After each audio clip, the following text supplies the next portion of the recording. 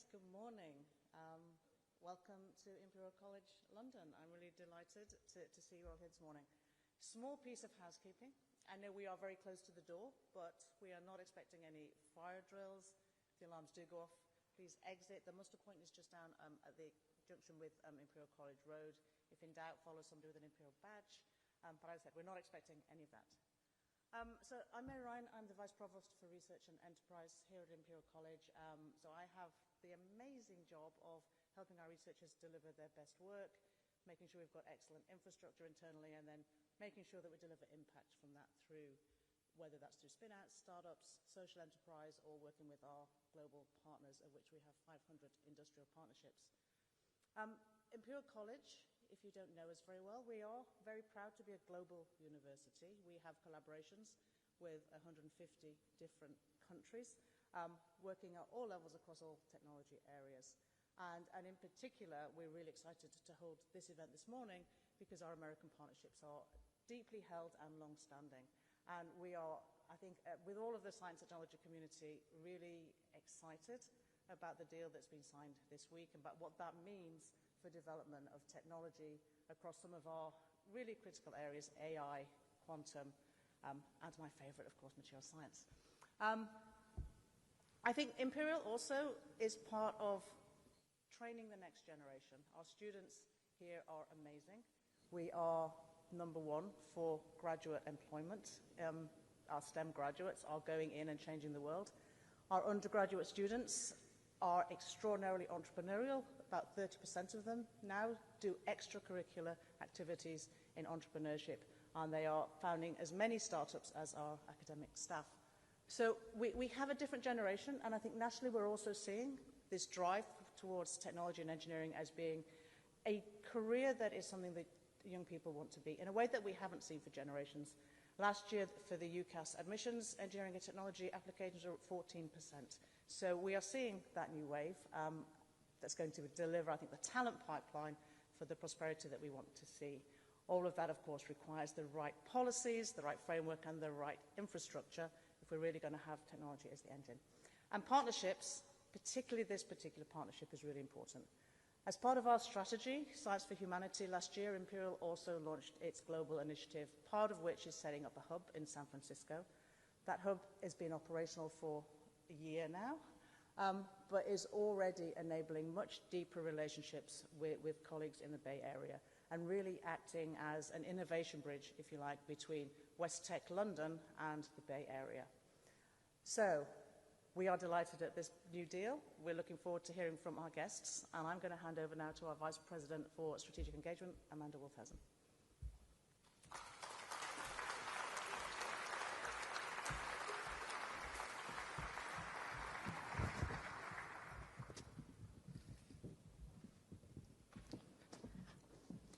Thank you very much, Mary, and I'd like to welcome everyone to Imperial this morning for what I hope is going to be a really interesting discussion on not just the detail of the deal that was signed yesterday, but I think what everyone in this room wants to know is how do we get involved, how do we engage with it from the UK and the US research base in particular, but also I think, as Mary said, from the kind of innovation ecosystem that is often built around research-intensive universities like Imperial. But before I start, I'd like to introduce our guests. So I'm very pleased to be joined by the Director of the White House Office for Science and Technology Policy, Michael Kratsios. Next to him, I'm also delighted to welcome the Secretary of State for Science, Innovation and Technology, Liz Kendall, and the Secretary of State for Business and Trade, Dr. Peter Kyle. So if you'd like to welcome our guests, please.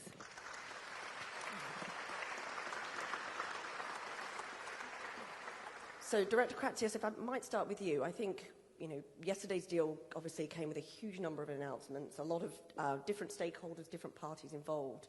But I think maybe taking a step back, it'd be really good to understand sort of from your perspective, what you see the real benefit from this partnership is for the US, and perhaps also your view on how the UK is benefiting from this deal.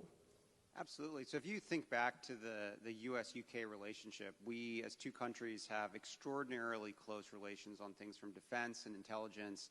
And as we were contemplating with our partners, what could we do as we were looking forward to the President's state visit, what would be the next chapter that could really bring together our countries in one of the most important and dynamic domains for sort of the future of both of our countries. And And it was very obvious very early, and it wasn't a hard decision to make, that it should be around technology.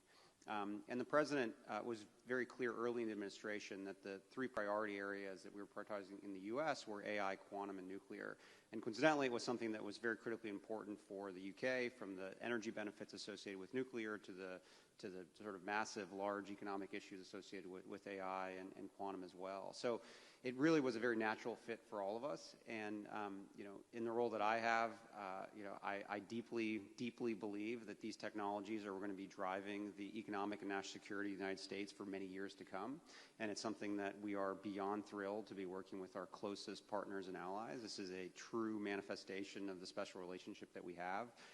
And I'm delighted to see how all these programs shape out in all 3 areas. Thanks very much. And I think you've obviously got an audience here who are equally as enthusiastic about the power of technology to transform economies and societies. But perhaps coming to you, Secretary of State Kendall, how does this translate to kind of real-world benefits to kind of citizens in the US and the UK? How do we take that enthusiasm at this level and really make it feel like it's real for people? I think that is the most important question. I am 10 days into this job. And the thing that has struck me most is how much positivity, excitement, optimism there is in this broad, complex, wonderful sector. But that isn't where much of the country is. And I think the greatest challenge and greatest prize is to show how all of this innovation, how all of this investment, these jobs, these new discoveries are going to work for the people and places that most need them. To show people that they have a stake in the future and can have hope that the future will be better. And for me, I think there's 3 key ways that we need to do that. First and foremost is in job skills and opportunities. So one of the most important things we announced as part of this tech partnership was an AI growth zone in the northeast, just outside Newcastle, starting with data centres in Blythe and Cobalt Park, leveraging in up to £300 billion, creating up to 5,000 jobs, linking with the brilliant universities there, new apprenticeships to train young people in skills and AI, as well as the construction workers that we need for the future. I think that is hugely important, that a place that led the Industrial Revolution and that created so many jobs and opportunities can now be shown to lead the technological revolution for the people who need it most. Secondly, I think there's a really important issue about how it's not just, this doesn't just benefit today's workers, but actually tomorrow's pensioners, if we can get more investment, including from pension funds in the UK companies that are going to be growing in future. That's a really important part of what we're doing through the pension schemes bill that's going through Parliament now to unlock that investment. And thirdly is about the public services we all depend on. Here with life sciences, Imperial is leading the way on the new drugs and treatments and developments that could transform health and healthcare in this country. But I also think there's a really important role for us to look at how we use AI in education to give our young people hope that they all have the phones, they're all on computer games. AI in these sectors, they need to understand that's a skill they already have and that they could get jobs in future. So that is how we will make it real. And if we don't, it will just seem like a sort of unknown world that they don't understand. And our job as a government is to make sure this works for everybody in the country. That is going to take a lot of effort, but I believe we can deliver it. Thanks. Secretary of State Kyle, I think it's very clear from yesterday's announcements that particularly US tech companies see great potential in the UK tech ecosystem, Microsoft, Palantir, NVIDIA, all announcing really headline-grabbing investments in the UK. How do you see that and the deal itself benefiting UK tech and UK businesses, be that SMEs through to some of our bigger tech companies? Thanks for having me here. It was weird when you said Secretary of State for Science, Innovation and Technology, suddenly you didn't say my name. This is all still new for us. The thing about having Liz in this job is that, you know, the two departments, DCIT and DBT, in a Venn diagram, there's always a big bit in the middle, and I think you're going to see that bit in the middle squished together now and become a much more sort of closer, sort of joined up set of relationships, and I think that would serve the interests of everyone in this room. Because the investment that gets innovation and the investment that's required and support that's required to get innovation to be commercialized and scaled up and then mainstreamed into the veins of our economy, you know, this should be one process. It shouldn't be just two separate things, and the businesses and the innovators and the entrepreneurs shouldn't feel like they're being handed from one bit of the state to another. The state should be there providing a framework which is almost invisible but definitely supportive. And that's what you'll get. Thanks also for calling me doctor. This is the only place in the world anyone ever calls me doctor. And it's twice it's happened now. So I know this is a way that you're incentivizing me coming back. So I'm thinking of making it like a weekly thing, because it's the only time I've ever been recognized for that 3 years of hell I put myself through to get the doctorate in the first place. And let me also just, you know, I've got to say publicly to Michael a huge thank you, not just on behalf of the government to you and your government and the administration for what you put in.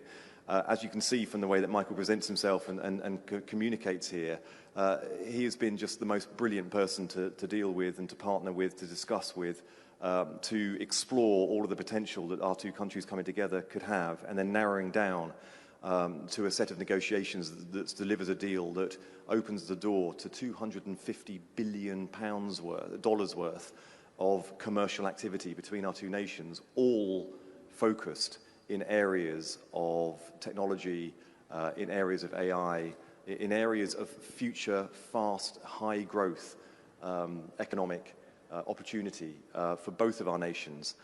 These are real things, and when it comes to about the whole country, that's the question that I'm so pleased to be asked, because there's a lot of things we don't have agency over as a government. AI is going to come to Britain whether we like it or not, but as a government you do have agency as to how it unfolds, who is prepared to capitalize on it, which communities will benefit the most from it.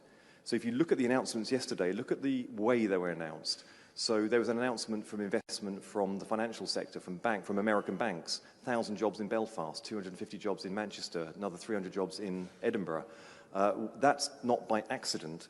That's because of the way the negotiations unfolded. And it's exactly the same also. Liz spoke about the Blythe investment. These things don't happen by accident.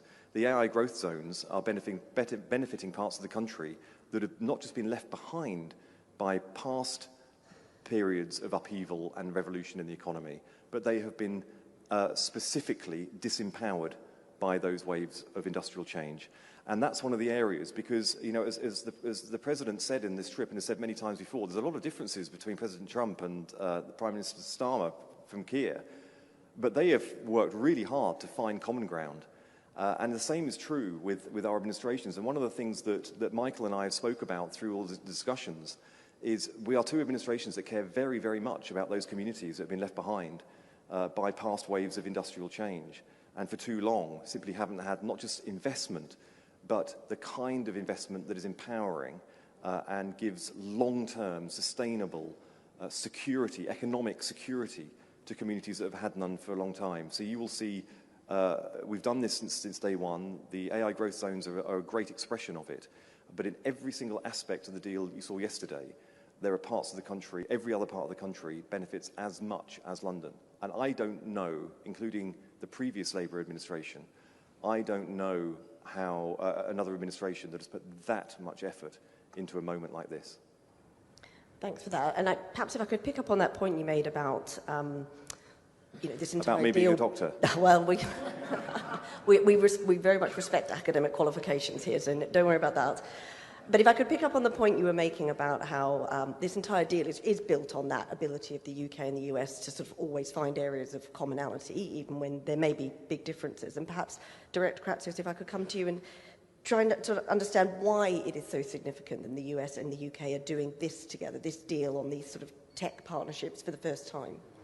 Well, I think as I said earlier, these are the most important policy areas, bar none, in the world today. In every international engagement that we go into, the first thing any country ever wants to talk about is technology partnership. And I think it's important to remember this was the first and the most comprehensive tech deal we've ever done in this 47th presidency, and I'm not sure we'll ever do one as big again.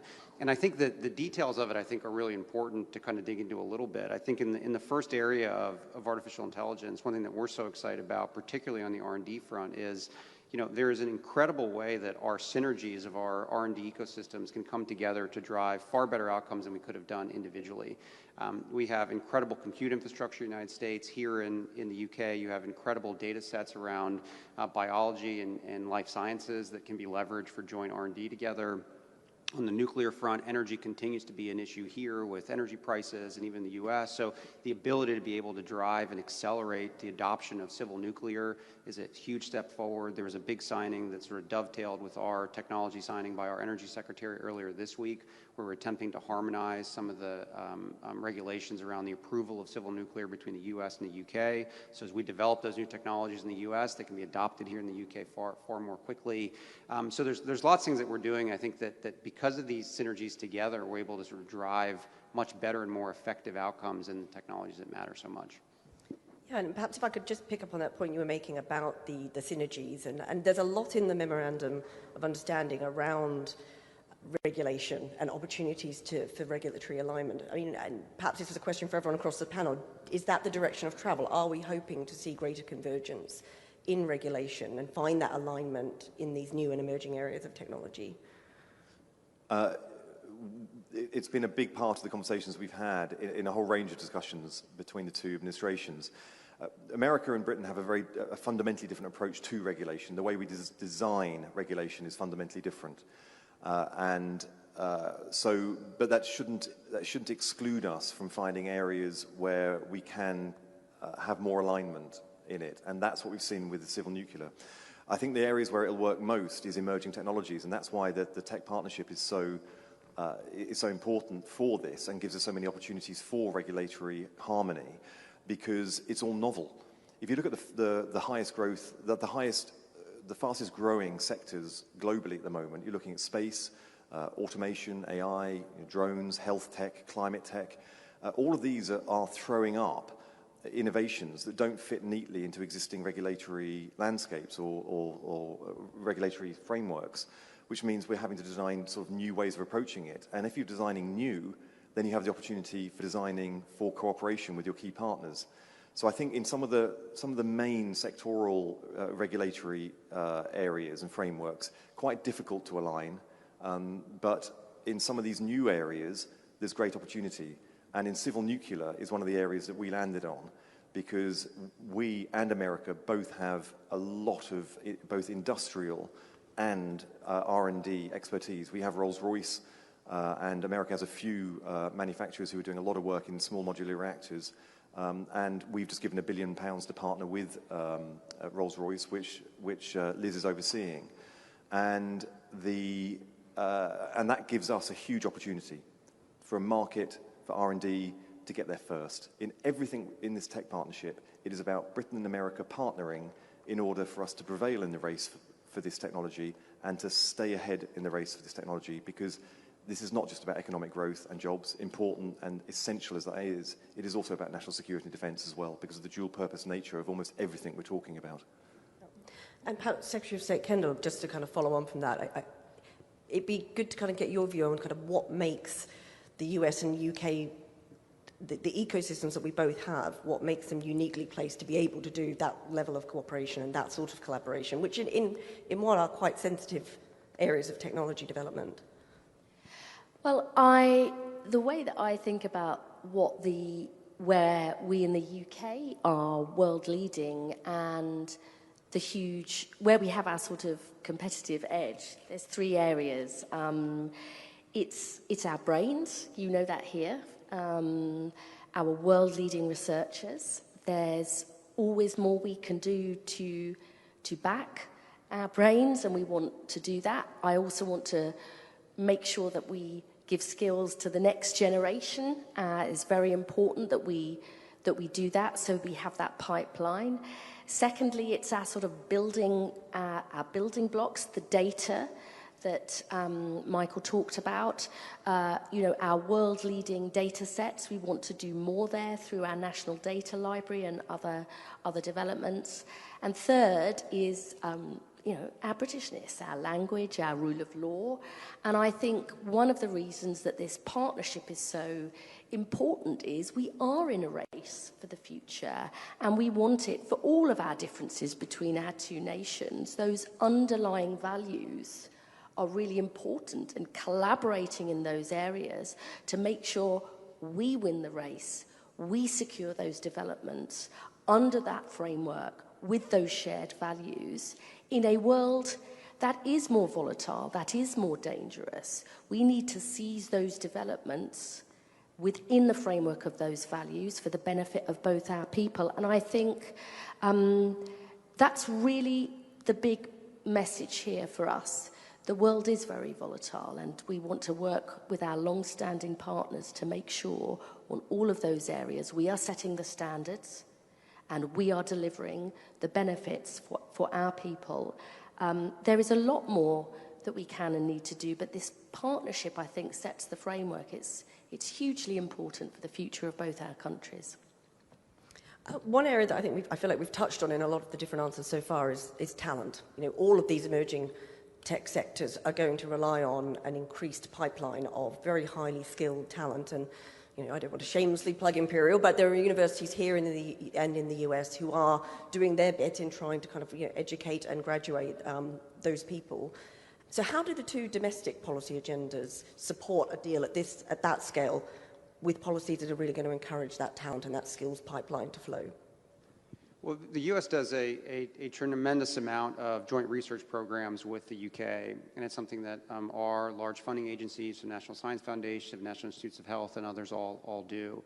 I think it goes back to a little bit the answer that I gave before, where it's trying to find where there is a unique advantage in each individual country and find a way to pair those together. So I know that our research in the United States that have access to high-quality compute would really love to be able to leverage that with the data sets you have here and institutions which manage them. And I think it goes vice versa. So I think there's if we think around the world, like what is the closest counterparty to the amazing academic community that we have in the U.S., it has to be the U.K., and it's not even close. Can I come in there? I think we have to go even earlier. I'm an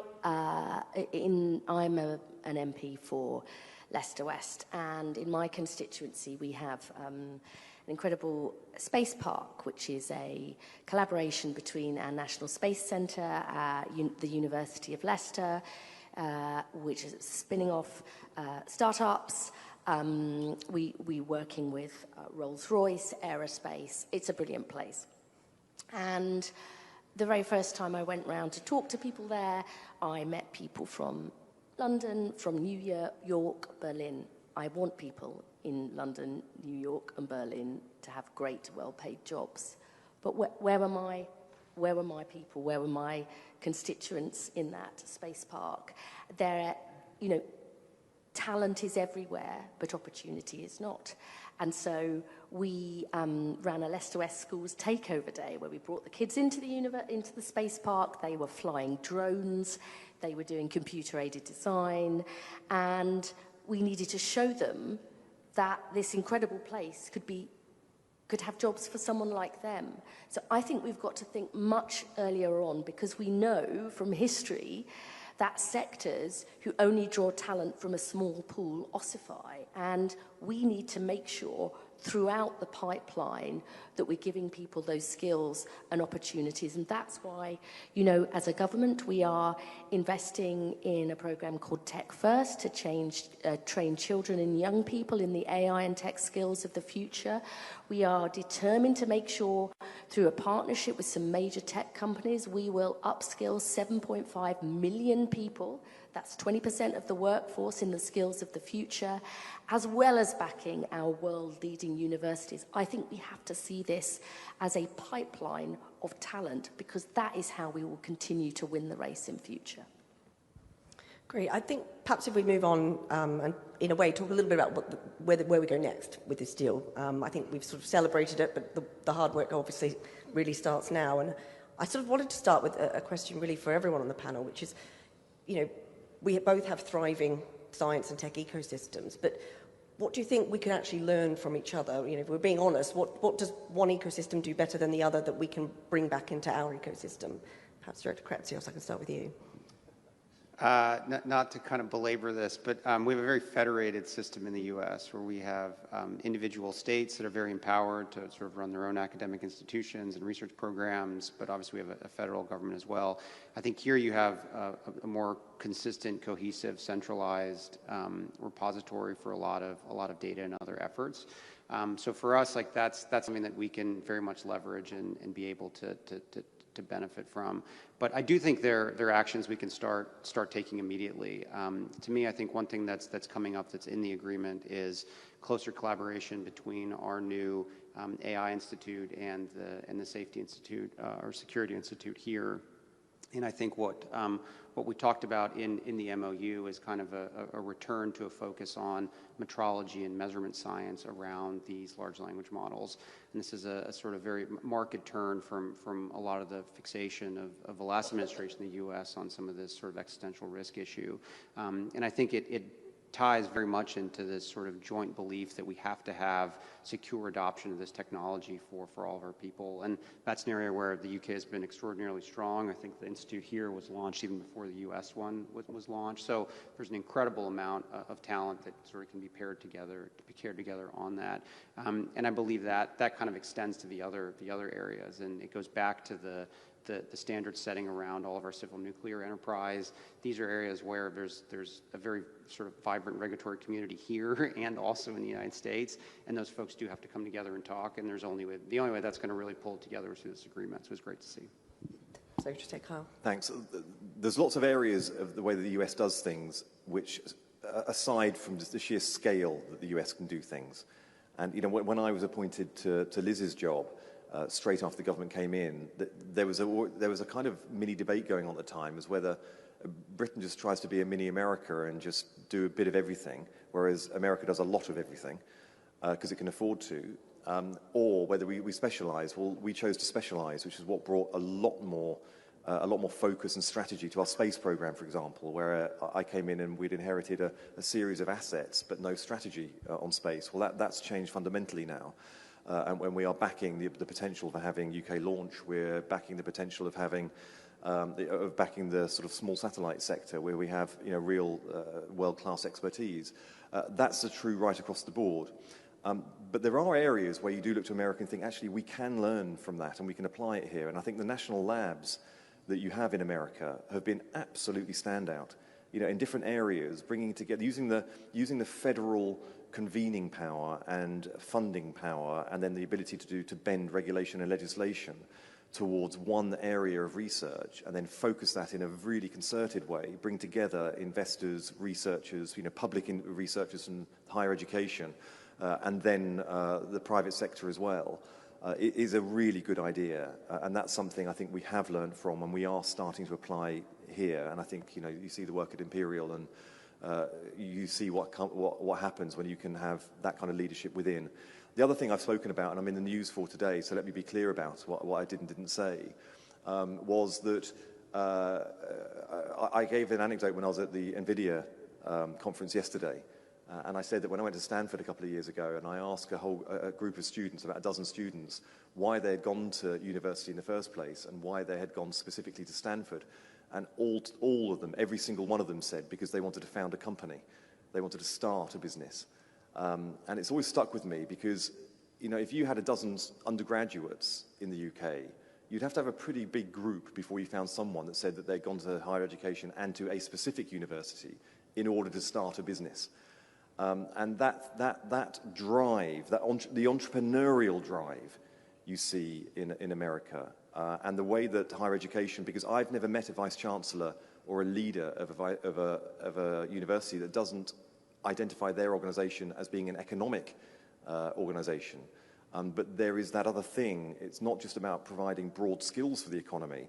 It is actually getting really, really down into the foundation, the spark of entrepreneurialism that I think we need to have a sort of a slight mindset change as a society around. So I looked at the specific in America on the national labs, and then there's the mindset thing about entrepreneurial drive at the very, very beginning of and through the education system that I think we can learn quite a bit from.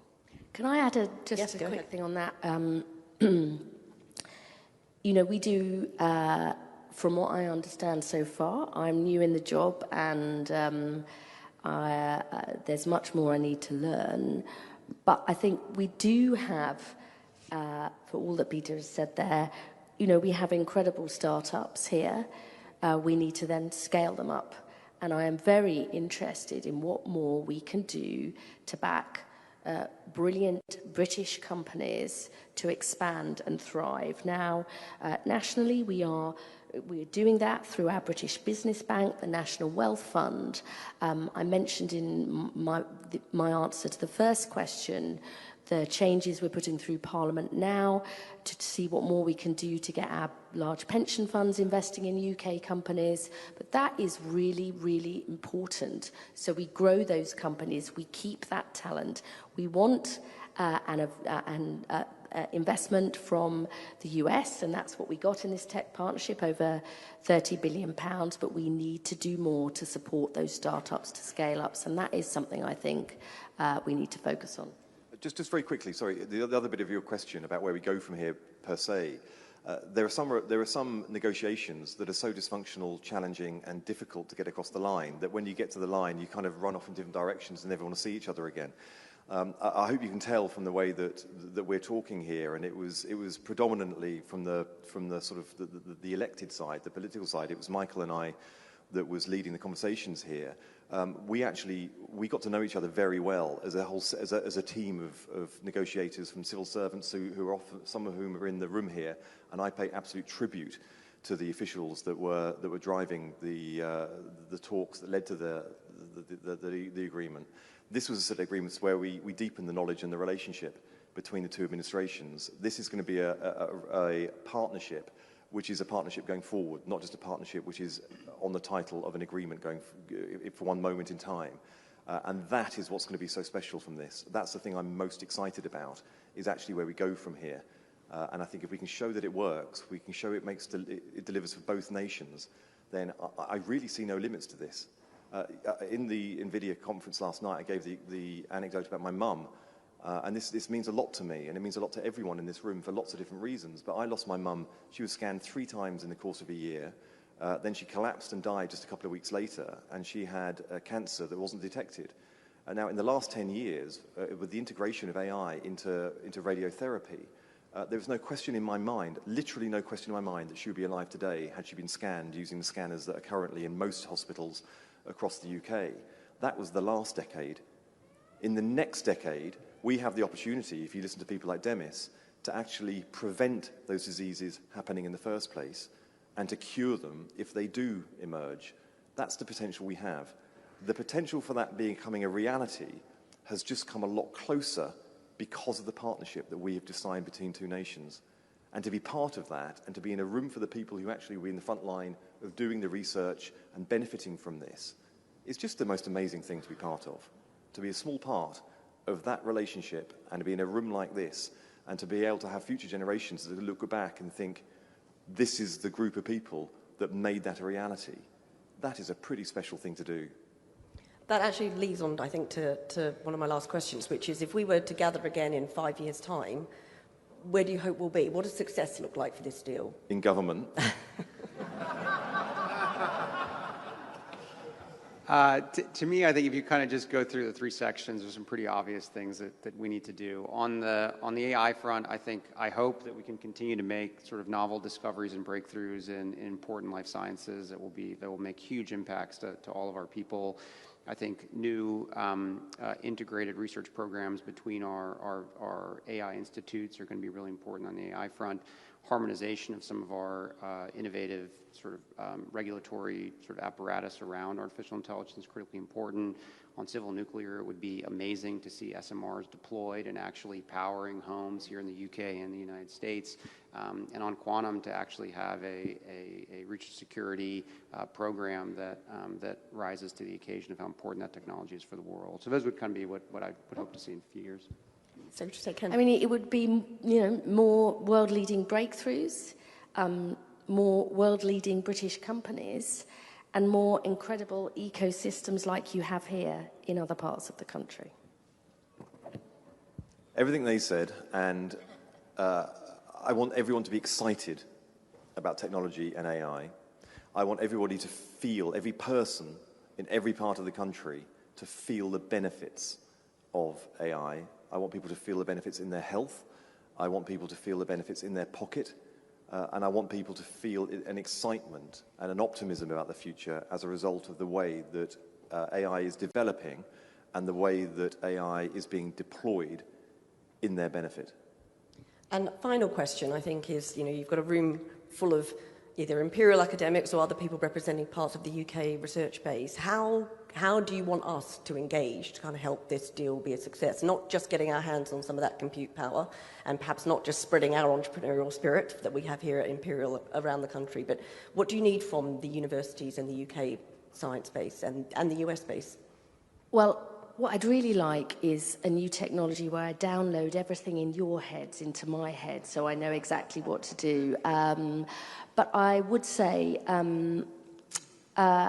my friend and colleague in the cabinet, Pat McFadden, always says the best politicians don't say everything or do everything, they do the most important thing.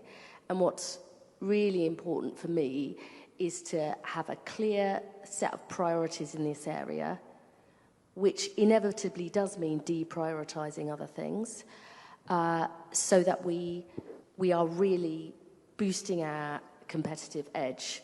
And I don't believe governments should do everything, but they need to know exactly what it is you need to have backing for. So that is the discussion I would like. I really do want to come back and properly talk to you, because we won't be able to do our job unless we know what you believe will help you be the best you can, and what role specifically is in that for government. Because sometimes governments can get involved in lots of different things that isn't where we really need to focus, and that's the help that you would be able to give me. So you should say, Carl? I think that it's really hard for me to sit here and tell academics and researchers and outstanding innovators what to do. But it's my hope that you spend more time focused on discovery and less time filling forms out and worrying about where the next load of funding is going to come from in many of the areas. Liz is rolling out 10-year funding, and we're trying to find ways of making that as effective as possible to give you the security that you need. But everything that I want you to do is as a result of the partnership that will come between the government and you as public sector funded research at its very, very most conceptual and the highest level. These interactions are really important for us. We do listen and learn. The last person when I was here, sitting in Michael's seat, was President Macron. Now you've got the senior tech advisor for the White House sitting here. You're doing a pretty good job of getting people here to interact and to listen and engage with the very best of academia in the UK. We just need to make sure that you are unencumbered, that you are free to be creative, imaginative, and put all of the expertise and harness that expertise as much as possible. And I just really hope going forward that this is an outstanding university for the commercialization and spin-outs. It is outstanding. It is world-class, and it is leading. I just hope that every single undergraduate, particularly those that come from backgrounds where entrepreneurial sort of flair is not in the vocabulary of the family background, that those undergraduates get exposure and get that flame ignited in the same way as those who just come here with it already in them in the first place. And Director Kratzis, if I give you the final word. Oh, no, I couldn't agree more. I mean, one of the things that our office thinks about a lot is how we can encourage young Americans to go into science and technology fields. And the number of Americans that are graduating with PhDs in the hard sciences has been declining quite steadily over the last 15 or 20 years. And in some of our most important hard sciences, the majority of PhD recipients are actually non-US born folks. So a lot of our effort is to try to spur more Americans to be excited about these incredible technologies we talk about and think about every day. This is what is going to be transforming the world. These are the people who are going to be creating new drugs and shaping the way our economy functions. So for us, I hope and I continue to want to work with all of great institutions around the world to make sure we have more young people interested in sciences, and excited that this deal can help make that happen.